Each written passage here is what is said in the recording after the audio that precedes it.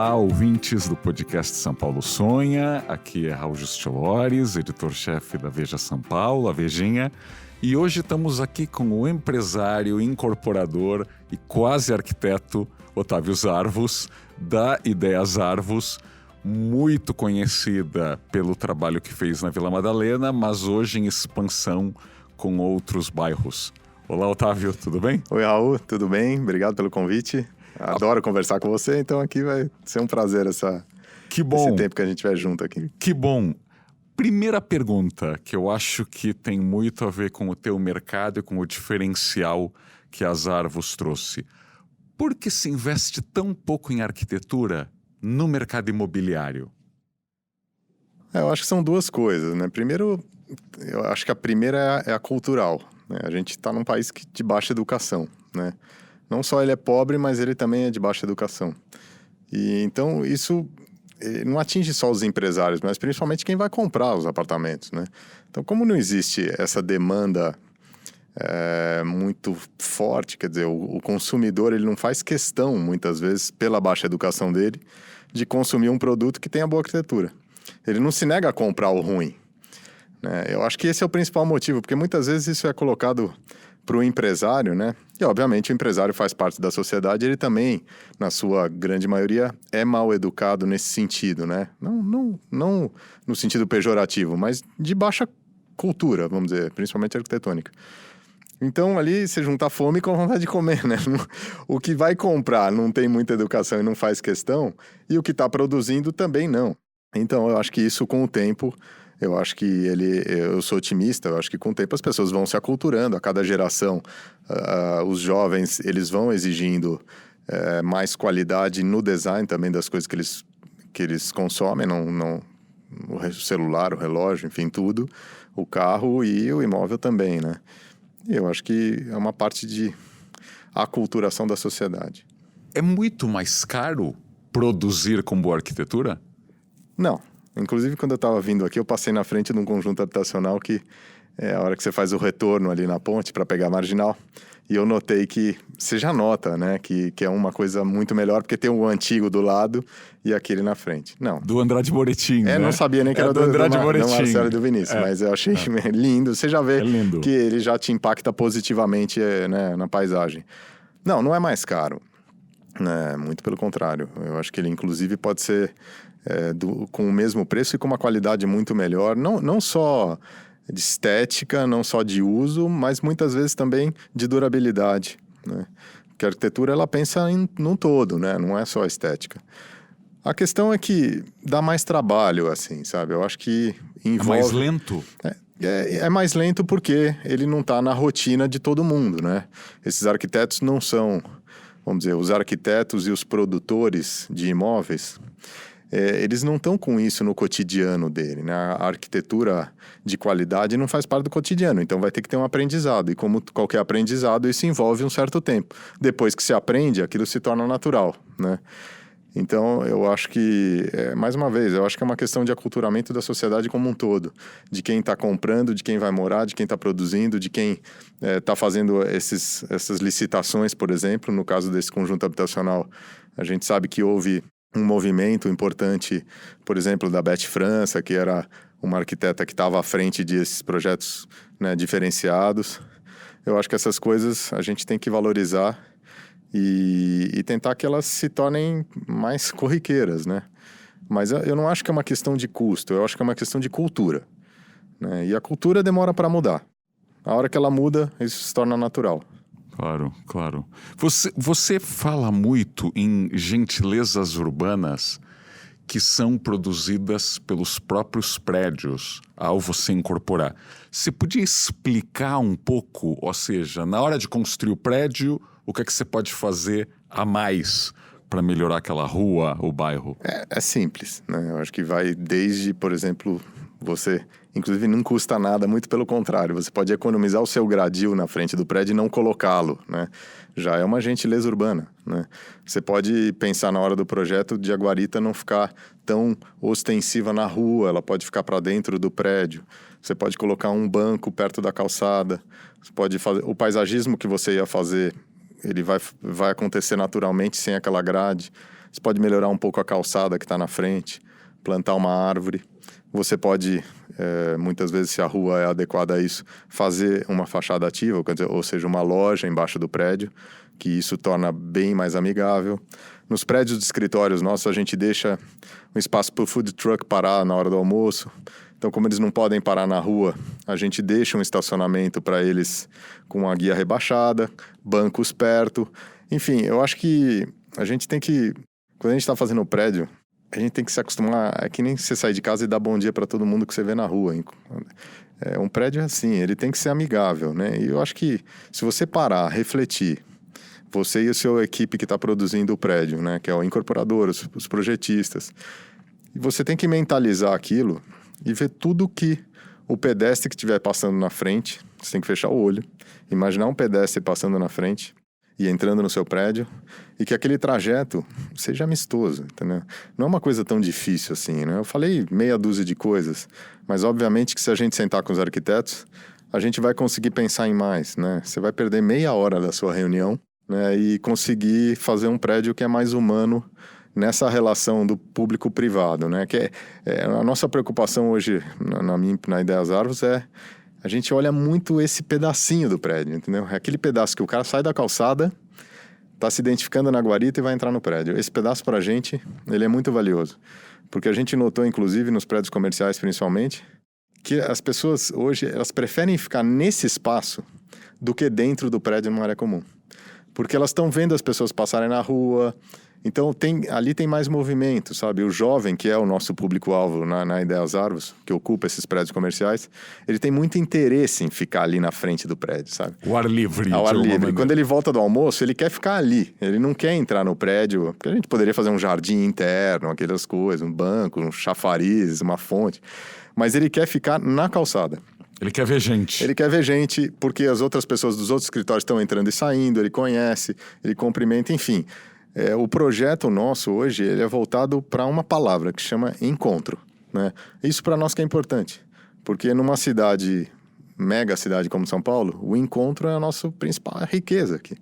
É no encontro que a gente vai trocar conhecimento, conhecer talvez nosso futuro namorado ou namorada, né? Amigos, mas principalmente o conhecimento, né? Num local de trabalho, que é o que vai gerar prosperidade para você e, enfim, vai te levar adiante, que às vezes numa cidade pequena você não consegue ter isso, né? Então... Cliente cobra a grade ou a guarita? Porque eu imagino que muita gente que está nos escutando vai falar, mas é fácil vender um apartamento num prédio que não tem grade? Ou muro alto? Não, ele não cobra, porque quando ele chega nos nossos prédios de escritório, eles já estão prontos.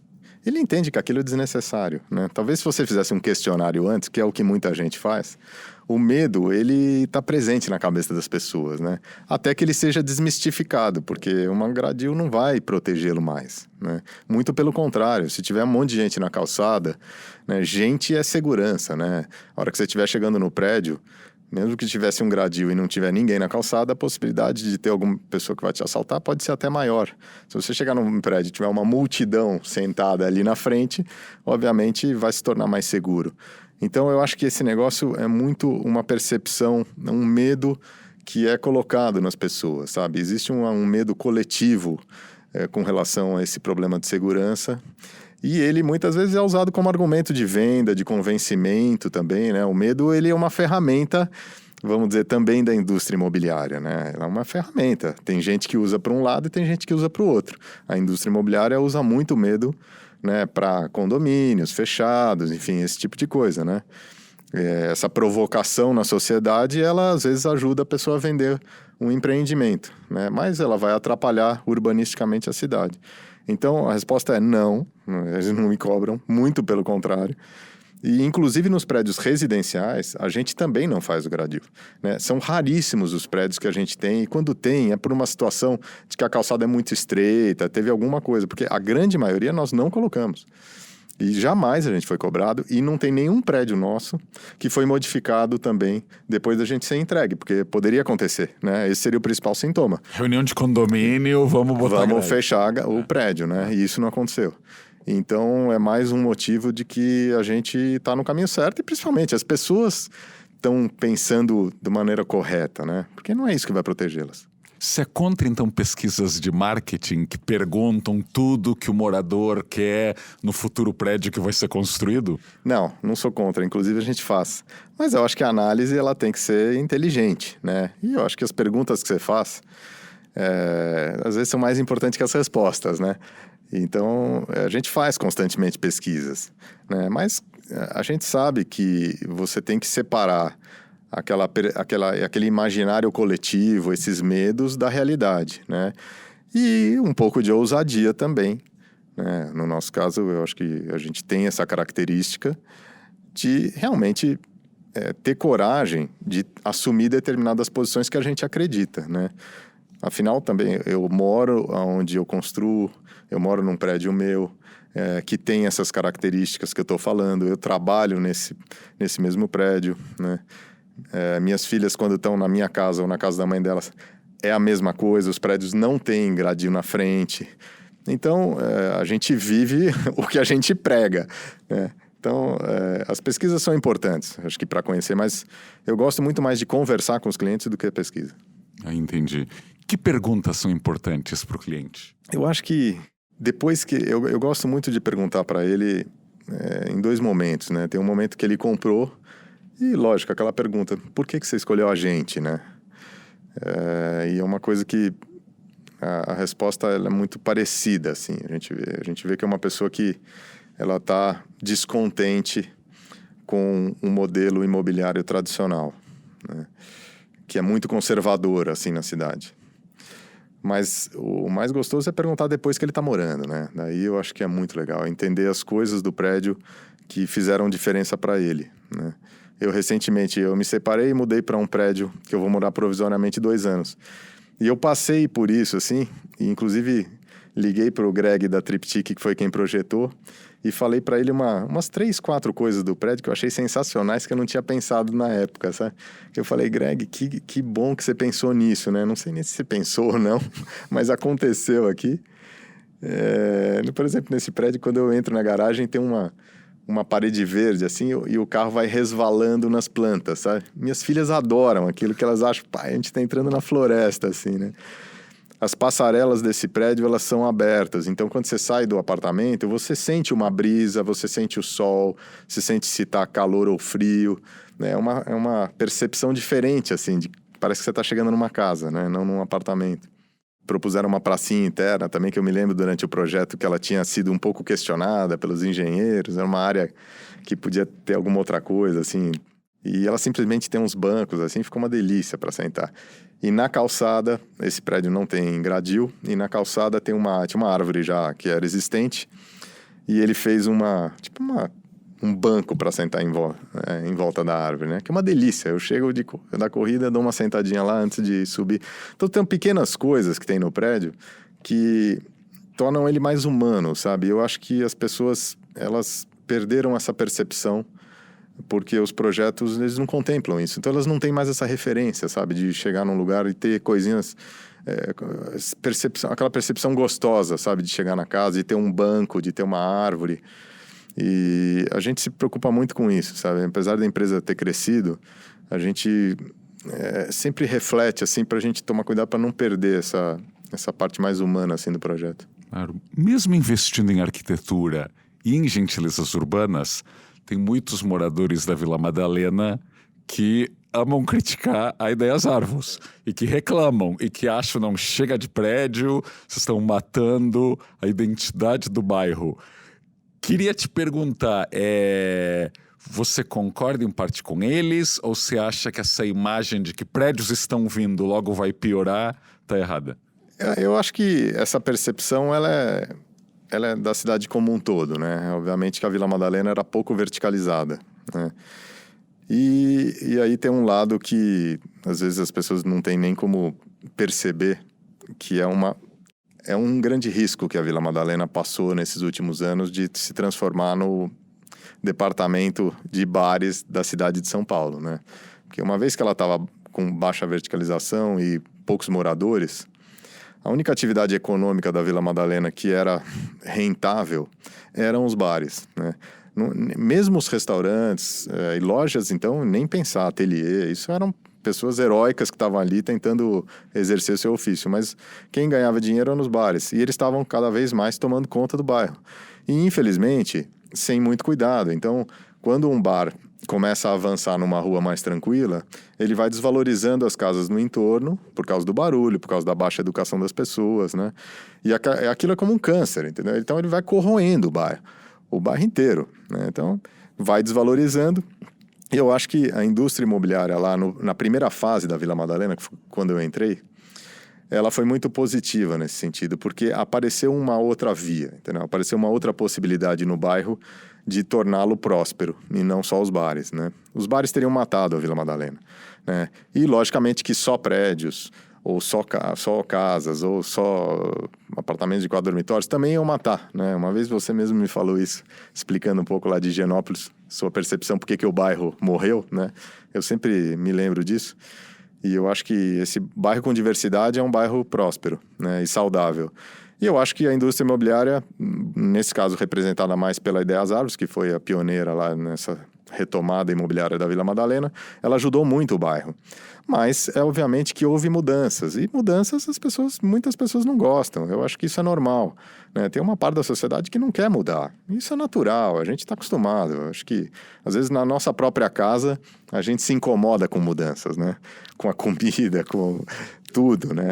E tem gente que gosta. Eu acho que a mudança foi importante. A gente precisa mudar um bairro como uma pessoa, né? Ela é uma criança que se torna adolescente, depois um adulto, e a gente não pode sempre permanecer com as mesmas ideias, né? A gente vai amadurecendo. A Vila Madalena, eu sempre faço uma comparação que ela poderia ter se tornado um hippie velho, né? Ela poderia se tornar aquela caricatura do que ela foi, né? Com aqueles mercadinhos, né, massificados, vendendo camiseta, né? Sabe, uma coisa que ficou antiga, ultrapassada. E ela, graças a Deus, ela não aconteceu isso, sob meu ponto de vista. Eu acho que ela se modernizou, ela ficou mais próspera, com isso ela se valorizou também, né? Eu acho que ela mudou, mas ela permanece com a essência que eu acho que são 2 pontos na Vila Madalena que são importantes. Primeiro, continua sendo um bairro de encontro, que eu acho essa a característica principal do bairro. É isso que me atrai lá. É um encontro. Ele era representado pelos bares, continua, mas hoje tem um encontro de gente trabalhando, de gente morando, de gente comprando, de gente indo aos restaurantes, né? Que era uma coisa que só acontecia à noite nos bares, né? Hoje ela acontece 24 horas por dia. Então é um bairro que funciona 24 horas. A outra coisa é a essência criativa. Ela continuou, né? A Vila Madalena sempre foi um bairro visto como criativo e hoje mais do que nunca, né? Lá tem o Airbnb, o Spotify, tem empresas incríveis da nova economia e também um monte de agência de propaganda, galerias de arte. Então, eu acho que esses 2 lados da vila que sempre representaram ela, que é o criativo e o encontro, eles permanecem presentes e mais fortes, muito mais do que eram antes, né? A gente, graças a Deus, se salvou de ser um bairro só de bares. E os bares ainda estão lá, graças a Deus, porque eles também são uma característica do bairro, mas tem que ter um equilíbrio entre tudo, né? Então, eu entendo as críticas, eu acho elas normais, mas eu pelo menos sob meu ponto de vista, eu acho que a nossa atuação lá foi muito positiva. Então, o bairro melhorou No meu ponto de vista, sim. Eu sou morador do bairro, né? Eu gosto muito mais do bairro hoje do que quando eu fiz o primeiro prédio. Que as pessoas o primeiro prédio que eu fiz lá fazem 20 anos, mais ou menos. Ninguém queria morar lá. Era um terror, assim. Era porque era barato. E a gente fez um prédio lindo com a Cristina Xavier, que é uma super arquiteta. Mas as pessoas não queriam, não sabiam onde era, entendeu? Até o 3º, 4º, 5º prédio era muito difícil convencer as pessoas para irem lá morar. E isso, eu acho que é uma péssima qualidade de um bairro. Se a pessoa não quer ir morar naquele bairro, alguma coisa tem errado com ele. Ou ele é excessivamente comercial, ou ele é hostil para a pessoa de alguma forma. Eu acho que um bairro, a pessoa precisa querer morar nele, sabe? Eu acho que, e obviamente não deve ter só moradia, mas ela precisa ter aquela vontade, sabe? De falar, não, eu moraria aqui. E não é isso que acontecia com a Vila Madalena. Claro. Se só tem moradia, vira Panambi, ou partes de Higienópolis onde não tem loja, bar, restaurante, e os lugares que só tem comércio, a torre de escritórios, né? Nova Faria Lima, aí também ninguém mora. Exatamente. Como esse podcast se chama São Paulo Sonha, a gente gosta... Eu sempre digo que tem um déficit de sonho em São Paulo. As pessoas são céticas, acham que a cidade nunca vai melhorar, o que não é verdade. Em relação à Vila Madalena, eu queria que você contasse um pouco dos seus sonhos em relação ao bairro e um pouquinho do plano da Vila Madalena que nunca saiu, mas que tinha ideias aí para fazer um bairro melhor. Bom, eu também sou otimista como você com relação a São Paulo inteiro, não só a Vila Madalena. Mas, especificamente nesse bairro, eu acho que o plano diretor ele trouxe uma mudança um pouco mais acentuada para a Vila Madalena. Então, hoje eu vejo o bairro se dividindo em praticamente dois. A gente tem a Vila Madalena, que todo mundo conhece, que vai ficar preservada pelo plano diretor, porque ali não se incentivou as construções, né? Então, vai ficar um território que a gente tem que olhar com cuidado, porque ele está amortecido para a indústria imobiliária, mas a gente tem que tomar cuidado para que ele não venha a se depreciar. Por não poder construir mais. Exatamente, por não ter essa renovação. Por outro lado, perto do metrô, existe uma nova Vila Madalena sendo construída ali, né? Basicamente de apartamentos residenciais, né? Eu acho que o ideal é que essas coisas estivessem um pouco mais grudadas, sabe? Elas estão grudadas, mas elas não estão misturadas, vamos dizer assim. Então, eu acho que a palavra é... Hoje elas estão grudadas. Eu acho bom, não é o ideal. Eu preferia que a vila tivesse ela toda misturada, mesmo com esses prédios, junto com a parte que não pode fazer prédio alto, os bares e tal. Mas, pelo menos, a gente vai levar para a Vila Madalena, que a gente não, mas, enfim, o plano diretor, ele vai levar uma densidade de moradores que não existia. Essa densidade... Ao redor do metrô, né? Exatamente. Essa massa de gente vai consumir no bairro. Vai consumir não só os bares, mas vai consumir o supermercado, vai na galeria de arte, vai comprar na loja de imóvel. Então, o bairro vai experimentar nos próximos anos uma riqueza vindo dessa turma que está se mudando para lá. E o legal é que são apartamentos de todos os tamanhos, né? Não só feitos pela Ideias Árvores, mas de uma série de incorporadores, e que vai trazer uma diversidade também de gente. E eu acho que isso vai ser rico para a Vila Madalena, eu acho que vai ser bom. Eu acho que sempre, claro, poderia ser melhor? Poderia.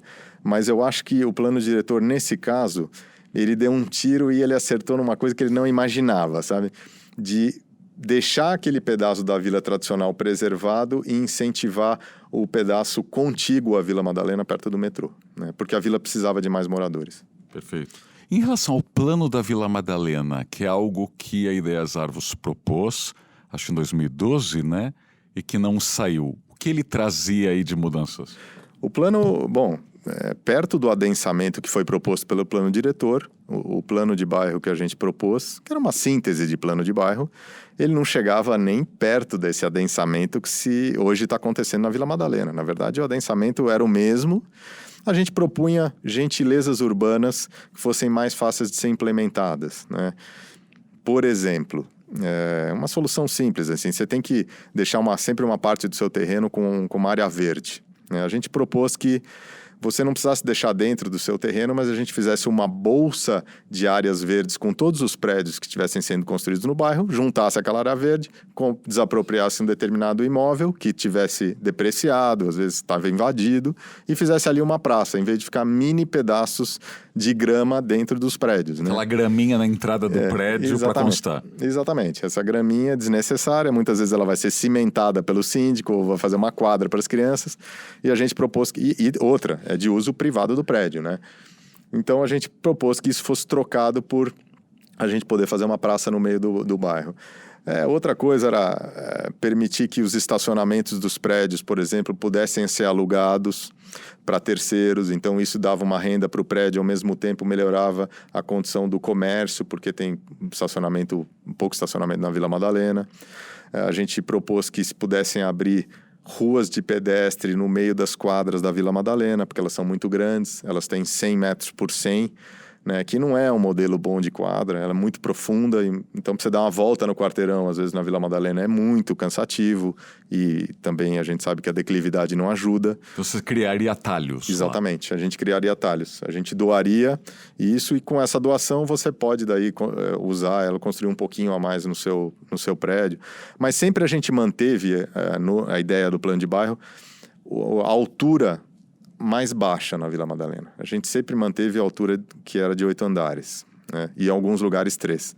Por que isso? Porque eu acho que assim, como a gente não pode confiar no bom gosto da indústria imobiliária, se você faz um exercício e sai de carro pela cidade, pega qualquer prédio, mesmo que seja feio, e só considera ele até o 6º andar. Ele não fica tão feio assim, sabe?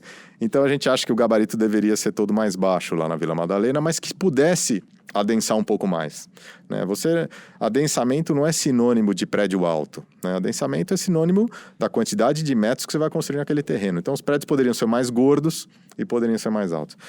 Enfim, tem uma série de outros mecanismos que a gente propôs no bairro, e isso conjuntamente com o Jorge Wilhelm, que também mostrou para nós uma série de percepções interessantes sobre o bairro, assim. Infelizmente ele morreu, mas foi uma pessoa que também nos deu vários insights, assim, que principalmente uma coisa que o Jorge falava que era muito interessante, assim, que as pessoas se assustam, não, então vai vir muita gente pro bairro, né? E ele sempre falava assim, não, gente é bom, o ruim são os carros, né? E sem dúvida, eu concordo com ele, e hoje o plano, ele pensou nisso, né? De a gente ter mais adensamento com menos carros. Em algumas partes do bairro, por exemplo, na rua Inácio Pereira da Rocha, perto do cemitério, para quem conhece, é um lugar que está muito degradado. A gente propôs que lá tivesse um calçadão, tivesse uma mudança de uso ali, porque o zoneamento ali é muito restrito, então ele acaba se degradando, né? Quando você vê um local da cidade, assim, de São Paulo, que ele está degradado, muitas vezes é ligado ao zoneamento. Ele não permite que você vá demolir aquilo que está feito e construir de novo uma coisa maior e nova, né? E com um uso mais adequado. Então a gente fez uma série de propostas lá, muitas delas depois foram contempladas no plano diretor, né? De fachada ativa, algumas coisas, não que fosse ideia nossa, mas eu acho que já era um senso comum dos urbanistas, né? Mas muita coisa não foi, e eram soluções simples. Por exemplo, a lei do teatro, a gente propôs também que na Vila Madalena a gente tivesse um incentivo para fazer cinema de rua e não apenas para teatros, que esse incentivo existia aqui em São Paulo para prédios comerciais, né? Se você fizesse um teatro, você não computava essa área. E a gente falou, putz, mas vai ter muito teatro, e por que não cinema ou galeria de arte ou outras coisas que não tem condição de pagar um aluguel muito caro, né? A gente fez uma série de sugestões, mas eu acho que naquele momento o amadurecimento da discussão foi muito baixo, né? Eu acho que esse é o principal problema que eu acho que tem quando se discute um negócio em São Paulo, sabe? Eu acho que tanto a sociedade que está de moradores e usuários do bairro, os empresários, o poder público, né? Eles todos, eles têm ainda, são muito jovens, né? Então não tem um amadurecimento para, numa conversa, se comportar, ouvir, debater, mas sem grito, sem briga, entendeu? Porque quando a gente apresentou, foi um momento de gritaria, assim. Então, uma coisa que ela meio que acabou na primeira reunião, né? Mesmo o Gilberto de Menstein presente e ajudando bastante, assim, ele foi muito legal, ele se colocou e deu uma ajuda muito grande, assim, procurando, enfim, deixar todas as partes mais equilibradas, assim, né? Entre empresários, moradores, políticos. Mas eu acho que o amadurecimento era muito baixo. Talvez hoje, foi em 2012, né? Talvez hoje já fosse melhor. Até porque eles viram o que foi o plano diretor lá. Por uma falta de plano de bairro, o plano diretor foi implantado lá. E com certeza o plano de bairro teria sido muito mais legal para o bairro, né? Teria sido muito melhor, né? Previa também alargamento de calçadas, ciclovias, enterrafiação, uma série de coisas que tinham lá que seria sensacional. Mas eu acho que o grande problema dessas discussões é a falta de maturidade de todas essas partes, né? Que é a população, os empresários, os acadêmicos, né? Que eu acho que esse é o tripé. em cima deles deveria ter o poder público com a função apenas de equilibrar a conversa e não de querer fazer as coisas, porque ele não tem condição de fazer. Ele não tem conhecimento, não tem dinheiro. Então, velocidade, muitas vezes. Exatamente. Que está ligado ao conhecimento, ele não sabe fazer aquilo, entendeu? Eu acho que o poder público tem que se limitar a equilibrar as forças que tem ali, que são os empresários, os acadêmicos e a população, né? Então, eu acho que tem um acadêmico que também exagera muitas vezes nas teorias, o empresário é ganancioso e também, enfim, vai querer muitas vezes só ver o lado dele, e a população tem medo de todo mundo, entendeu? Ela tem medo, ela tem medo do empresário e do político. Desconfia pra caramba, né? É mais do que a desconfiança, né? Desconfiança ainda é ser otimista. Com os acadêmicos, ela tem uma confiança. O problema é que o acadêmico também ele está muito fora da realidade, né? Na maioria das vezes. Então, isso também gera uma distorção na conversa e a gente não vai para lugar nenhum, que foi o que aconteceu com o plano de bairro. Claro, claro. Você acha que a gente não está, então, acostumado a debater a cidade? Eu acho que sim. A gente, como cidade, é muito jovem, né? São Paulo, como isso que a gente entende... nós temos, sei lá, 40 anos talvez, né? Também não é justo cobrar da cidade que ela tenha maturidade para debater esses temas tão complexos, né? Não é que nem Paris, por exemplo, ou Nova York, ou Londres, que são cidades estruturadas há 200 anos, né? Nós temos 30 ou 40. Então, é normal isso que a gente está passando. Eu acho que até a gente está, graças a uma geração mais jovem, a gente está conseguindo fazer mudanças rápidas, né? Mas é um processo que tem o seu tempo também, né? Nós somos adolescentes ainda, a gente não é adulto ainda urbanisticamente. Que grandes sonhos você tem para a cidade de São Paulo? Assim, Otávio Zarvos virou prefeito amanhã, com um orçamento imenso, com o poder judiciário do teu lado. Que foco você teria?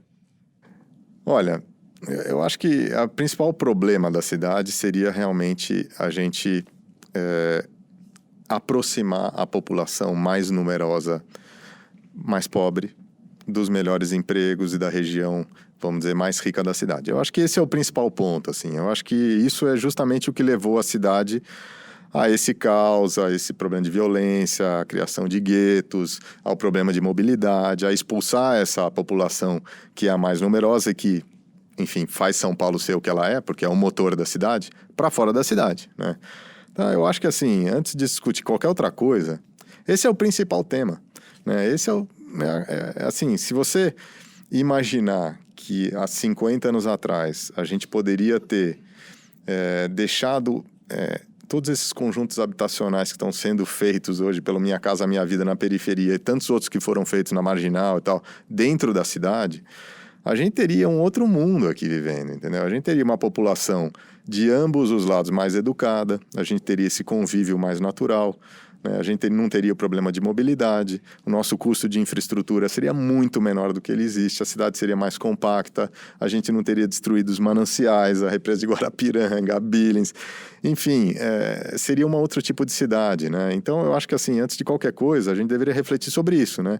E ainda que, vamos dizer, apenas como exemplo, assim, eu acho que o plano diretor ele tinha que ser mais incisivo em trazer essa população para as regiões mais ricas, sabe? E simplesmente é fácil, é simplesmente desapropriar um terreno, deixar fazer ali um prédio sem garagem ou com poucas garagens, mais adensado, mais alto, e começar a misturar, entendeu? Porque senão a gente vai continuar colhendo os frutos que a gente plantou lá atrás, né? Essa é a principal mudança que tem que ter na cidade, né? Não adianta largar calçada, fazer uma série de outras coisas, enquanto você está construindo centenas de milhares de unidades do Minha Casa Minha Vida na periferia da cidade, né? Claro. Você tem milhões aí de paulistanos que levam 3 horas para chegar ao trabalho, ida e volta, né? E áreas vazias na área central de São Paulo, né? Onde tem metrô, onde tem emprego, onde tem tudo. Exatamente. Áreas vazias e muitas vezes áreas que às vezes estão construídas, mas elas não estão ocupadas ou elas estão construídas de uma maneira que, vamos dizer, poderia ser melhor aproveitada. Outro dia eu vi, né, inclusive no podcast com o prefeito, falando sobre o centro, sobre todas as coisas que eles estão fazendo, Vale do Anhangabaú e tal.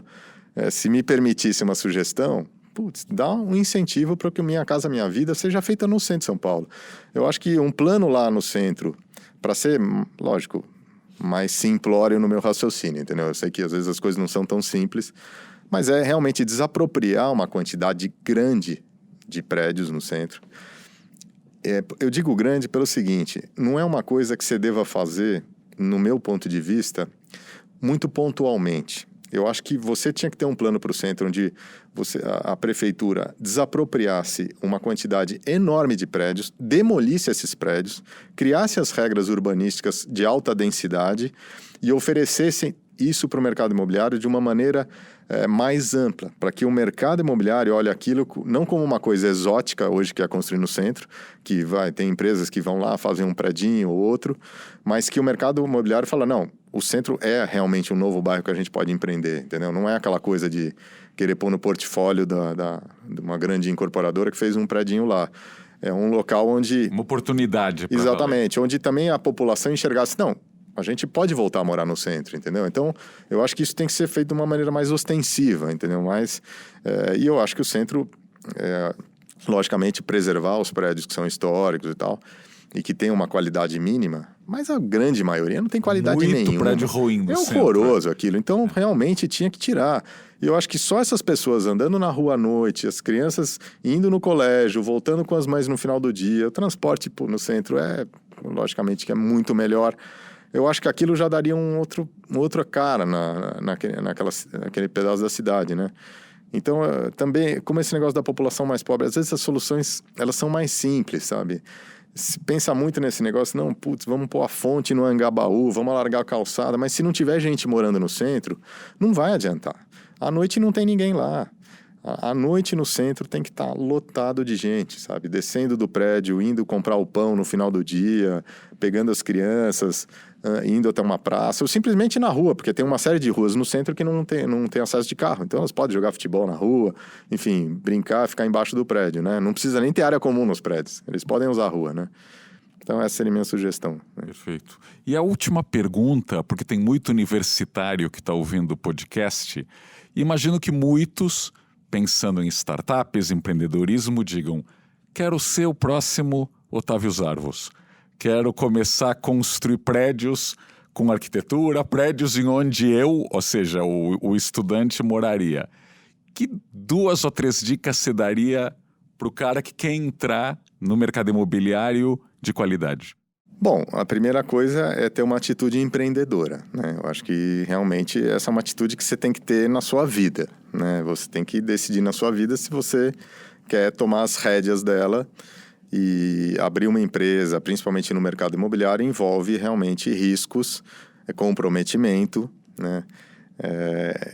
Querer ser o Otávio Zarvos, olha, tem um monte de coisa ruim também, né? Eu acho que você pode ser muito melhor do que o Otávio Zarvos, porque eu tive que abdicar de muito tempo com as minhas filhas, com uma série de coisas que hoje eu me arrependo. Mas eu acho que principalmente a atitude empreendedora das pessoas. Eu acho que isso é o primeiro ponto, entendeu? Não só se você vai entrar na indústria imobiliária, você pode ajudar a cidade de diversas formas. Mas a atitude empreendedora significa, primeiro, você se olhar no espelho e falar, eu tenho uma capacidade de liderança. Essa é a primeira coisa. Se você não tem, então entenda como tê-la, porque você não vai conseguir empreender sem ter uma capacidade de liderança. Segunda coisa gosto do risco, né? Tenho coragem, né? Não no mau sentido. Se você não tem problema também. Tem uma série de outras coisas que você pode fazer, mas para empreender, você realmente tem que tomar um risco, né? E outra, você tem que pensar assim, eu estou preparado para ser o último a sair do barco, sabe? Que isso significa, assim, se as coisas forem mal, e muitas vezes elas vão, você tem que saber que você vai ficar lá até o final, sabe? Você vai preservar os outros, os seus investidores, os seus funcionários, os seus sócios, e você vai aguentar o tranco, entendeu? Você vai ficar sem dormir à noite, né? E no dia seguinte você vai tentar resolver o problema. Eu acho que essas 3 coisas as pessoas precisam pensar antes daí de ter aquele desejo, né? Se você não tem, vá trabalhar numa empresa que tenha um propósito, né? Como a nossa. A gente tem um propósito. A gente tem que ganhar dinheiro, mas sem abandonar o propósito que a gente tem de tentar, com o nosso ofício, melhorar a vida das pessoas, da cidade, não só de quem a gente está vendendo, né? Perfeito. Olha, se você ainda tem coragem, depois de ouvir esses conselhos, bora empreender. Muito obrigado, Otávio Zarvos. Até o próximo podcast. Obrigado, Raul. Adorei a conversa.